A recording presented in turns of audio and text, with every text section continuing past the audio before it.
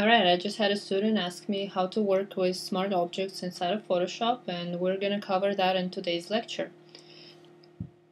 I'm going to open up a brand new file in Photoshop, and I can bring smart objects in several ways. There's the first ways you can bring something outside from Photoshop, like let's say from Illustrator, vector art. Second way is you can bring in a photo and make that a smart object, or any other graphic. Or you can actually create something in Photoshop and convert that to a smart object. So let's look at all three of them. We'll start with the first one. We're taking vector art from Illustrator, putting it in Photoshop, and using it as a smart object. Let's go into Illustrator. I already prepared a little shape in here. It's got some transparency to it, so we can see that they are translating as transparent. So we're going to Command C, copy, take it to Photoshop, Command V, paste, and don't click OK right away, just look at the choices you have. You have pixels, path, shape layer, and the first one is smart object. Okay, today we're going to work with smart object. If you want to see tutorials about the other ones, check the existing database or request a new tutorial. I'm going to hit OK for the smart object. And as you can see, it's pasted, it's waiting for me to accept the changes, so you can hit enter or this little check mark, and it's accepted the changes. What's happening is that now I can alt drag these, okay, and paste them over each other, and it looks like they're all the same, and you can see they're transparent, you can see different colors. I can actually work with these smart objects differently. I can apply layer styles to them if I want, and bevel and emboss, and I can even do color overlay.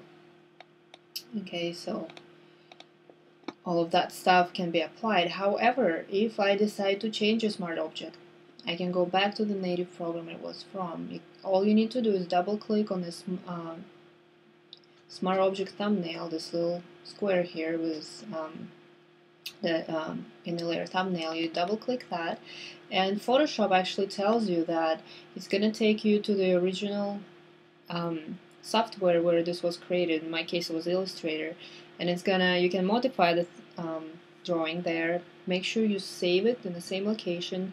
Don't use the save as dialog box, just use save and close. Okay, so that's what we're gonna do. You can choose not to show again, hit OK, and it takes you to Illustrator. Notice that this is a vector smart object. It is not the same title that I started off with.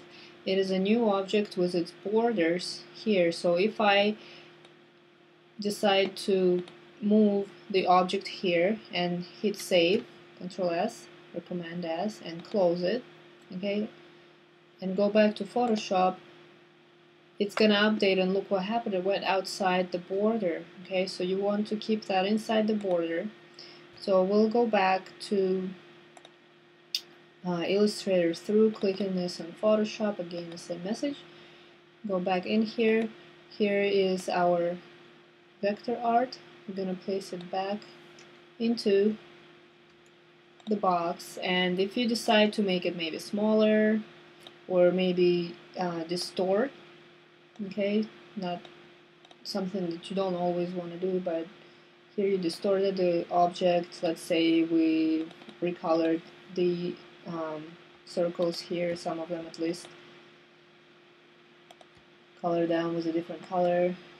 So let's say we save that and close that and go back to Photoshop, and they will update. Now you can see the whole thing, it's been distorted in proportion, and we have different color. The layer styles will stay on them. You can add layer styles to the other ones and so forth. So that's smart objects brought in from Illustrator, pasted in Photoshop. Okay, now let's delete all of these.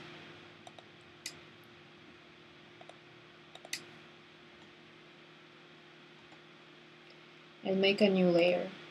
Let's look at something we can create from within Photoshop. So let's say I'm going to type in my name. Okay, and let's make it a little bigger.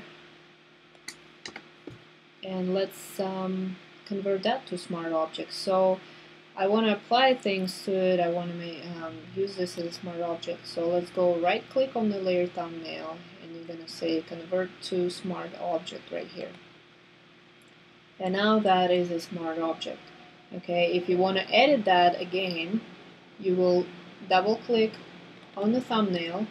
It will give you the same message. This time it's going to open it in Photoshop since that's where you created it. And you have the file and it's editable text file. Notice that whatever I do with here, in here,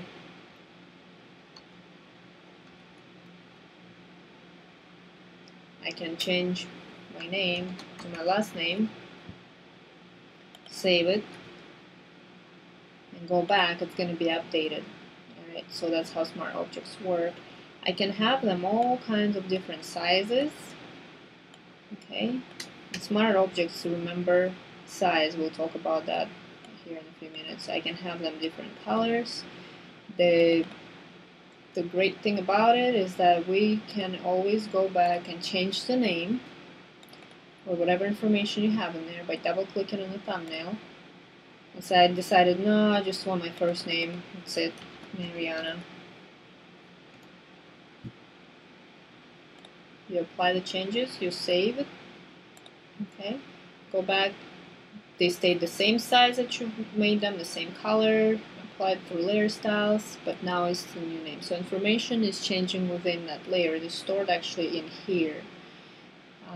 You can also have groups of objects. Let's say I have several objects selected and I'm going to Control G or Command G on a Mac and say group 1, that's my name, right? Name. I can right click on that and say convert that to smart object. Okay, now that I can reproduce and make smaller or larger, change colors, double click here to change a couple settings, drop shadow and color overlay. So I've changed a few things. Let's double click on the smart object itself. It's going to open a file where they are inside the file in a group, and you can also double click on them to go and change the name. Let's change it back to my last name. Save it, close, save this one, close, and we have all those names here now. Alright, so that's the smart objects in Photoshop. Please let me know if you have any questions, if you want a longer video for this.